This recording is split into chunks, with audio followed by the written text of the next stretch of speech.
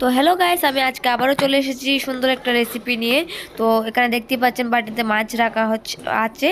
তো এগুলি হচ্ছে বুলায়া মাছ। তো আজকে আমি এটি রান্না করব। তো এখানে আমি সব মশলা রেডি করে নিয়েছি, পেঁয়াজ, লঙ্কা বাটা, তারপর হলুদ গুঁড়ো, লঙ্কা গুঁড়ো সব কিছু দিয়ে এখন এটাকে ভালো করে মাখিয়ে নিচ্ছি। তো দেখতে পাচ্ছেন।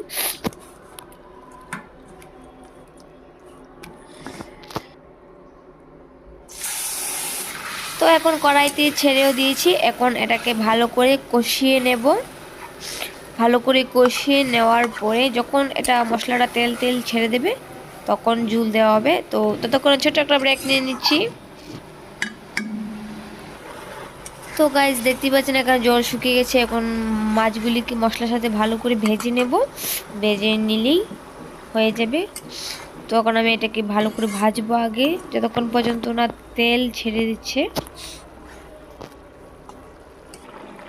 তো এইদিকে গাইস মশলা কষানোর পরে আমি মাছের ঝুল দিয়ে দিয়েছি। এখন ঝুলটা ভালো করে শুকিয়ে এলে নামিয়ে নিলেই রেডি। তো গাইস দেখে নিন আমার রান্নার ফাইনাল লুকটা। তো কীরকম হয়েছে বলবেন। আর মাছগুলি ভেঙে গেছে, খুবই দুঃখজনক কথা।